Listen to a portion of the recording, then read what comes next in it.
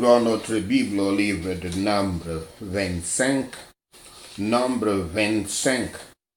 Israël séduit dans l'idolâtrie et le sexe. Israël séduit dans l'idolâtrie et le sexe. Nombre 25, versets 1 à 5. Les Israélites attirés par les filles de Moab et Madian. Verset 1. Après que Balaam soit rentré chez lui, un nouvel assaut plus subtil contre Israël se répand dans l'immense population. Et comme nous le découvrons plus tard dans Nombre 31, versets 8 à 15, Balaam est lié à cela.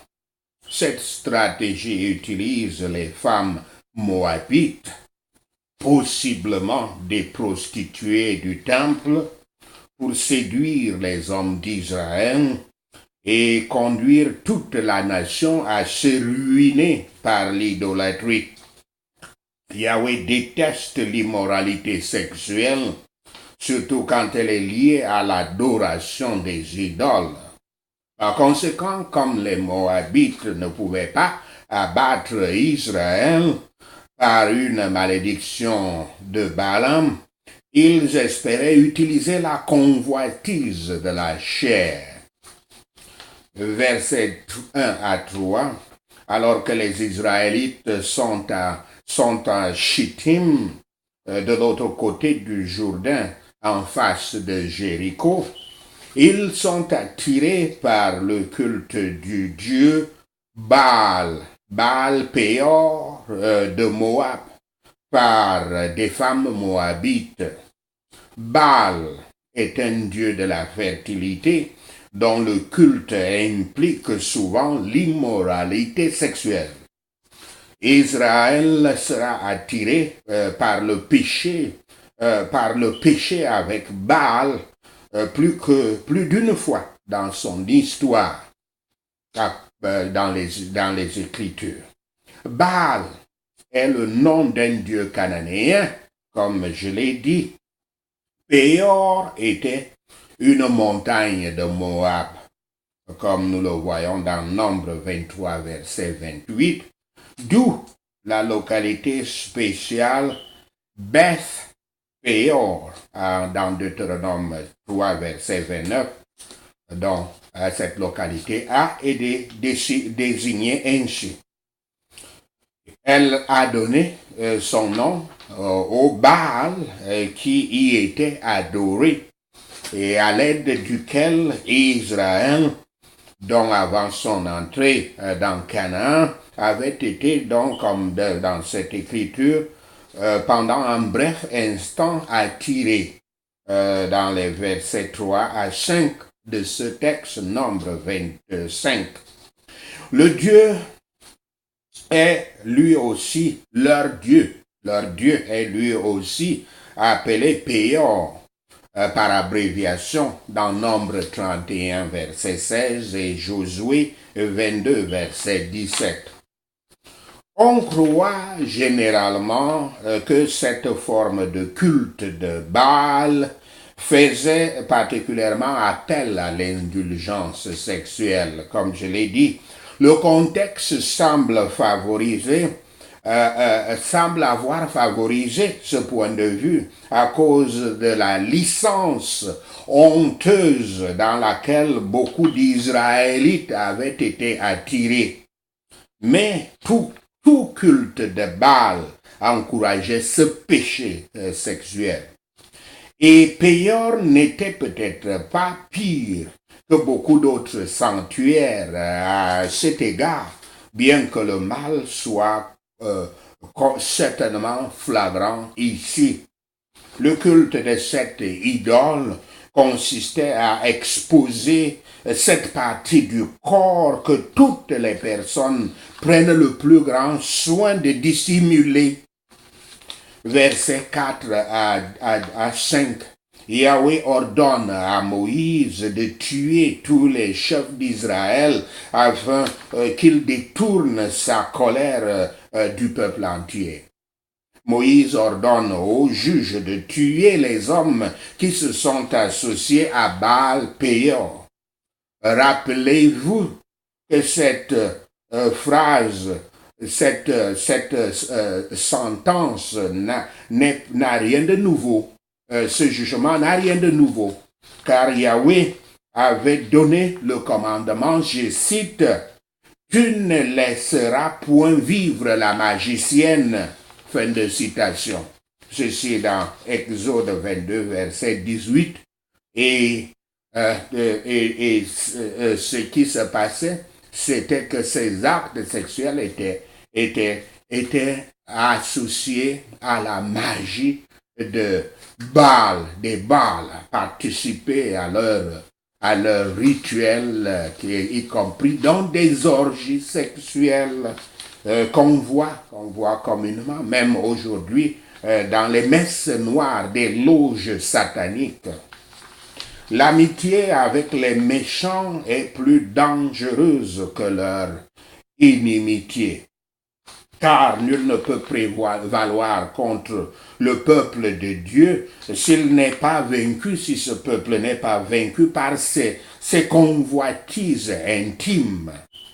Ni aucun enchantement ne leur ferait mal, sauf les attraits des intérêts et des plaisirs mondains. Voici le péché d'Israël, auquel ils sont attirés par les filles de Moab et de Madian. Ce sont nos pires ennemis qui nous amènent au péché, car c'est le plus grand mal que tout homme puisse nous faire, nous chrétiens. Le péché d'Israël avait fait ce que tous les enchantements de Balaam ne pouvaient pas faire. Il avait mis Dieu contre eux. Il avait mis ce péché-ci d'aller, ce péché sexuel avec l'idolâtrie et la magie, avait mis Dieu contre les Israélites. Les maladies sont le fruit de la colère de Dieu et les justes punitions des péchés dominants. Une infection suit l'autre.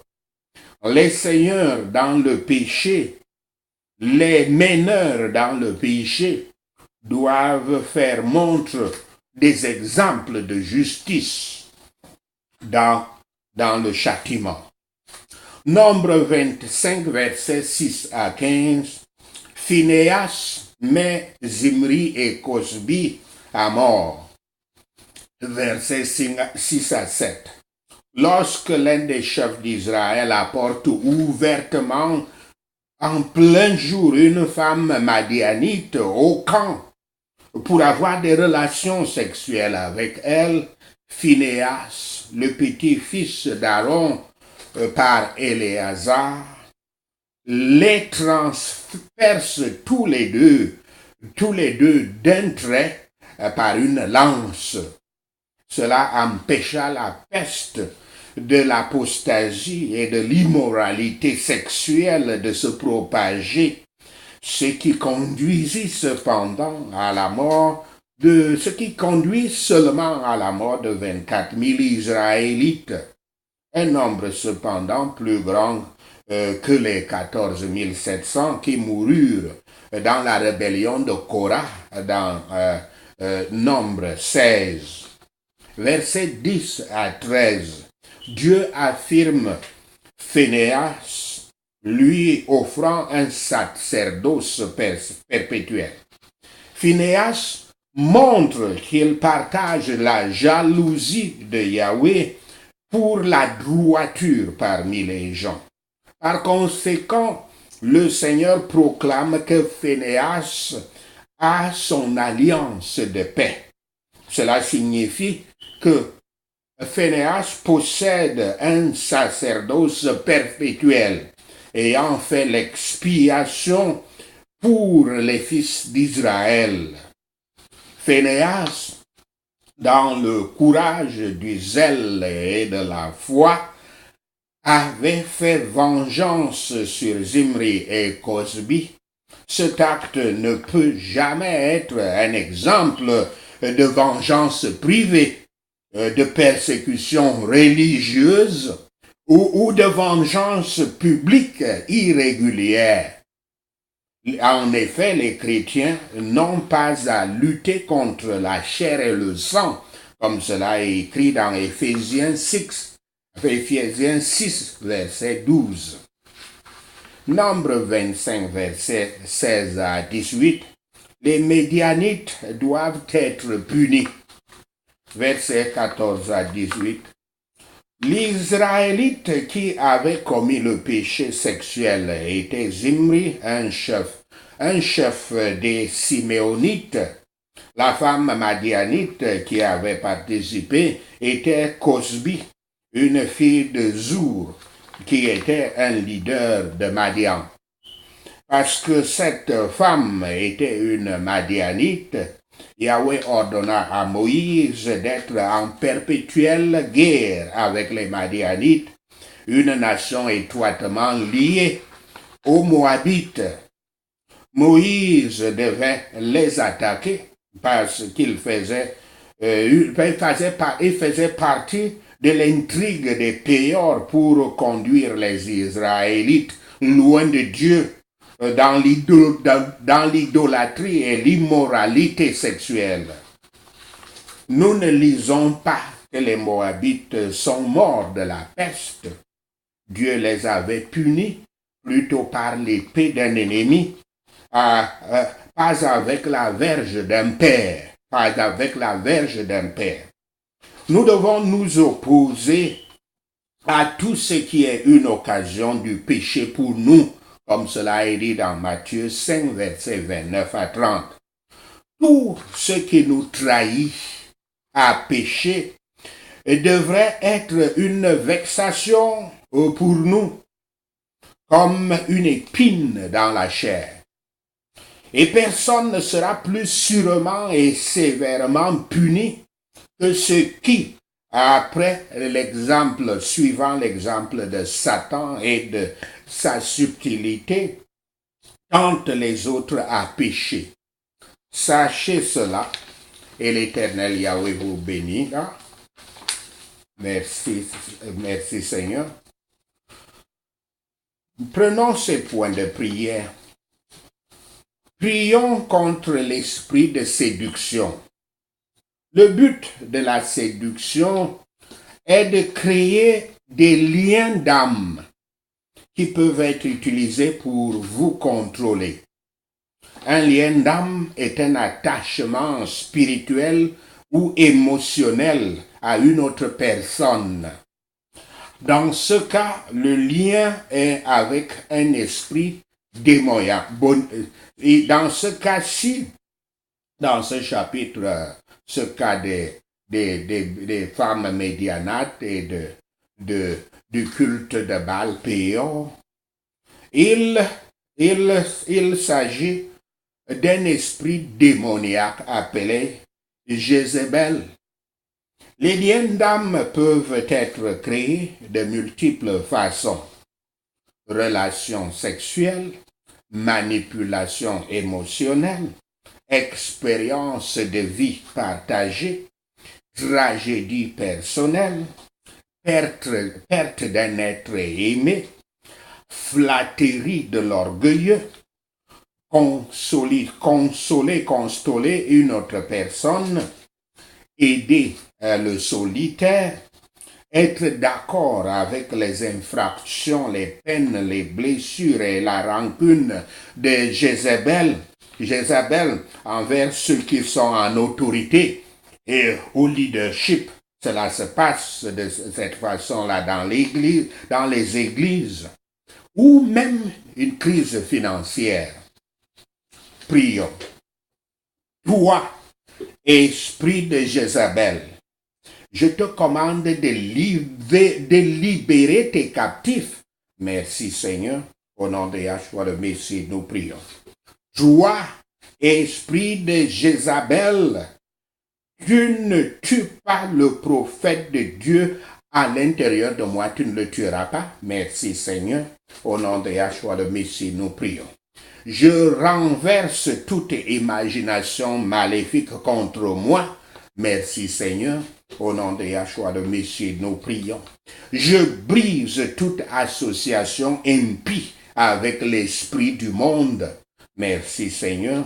Au nom de Yahshua de Messie, nous prions. Ô Seigneur Yahweh, mets mes ennemis en inimitié contre eux-mêmes. Merci Seigneur. Au nom de Yahshua de Messie, nous prions. La clé, cette clé pour ouvrir la voie à ma percée physiquement et spirituellement, Seigneur Yahweh, donne-la-moi. Merci Seigneur. Au nom de Yahshua le Messie, nous prions.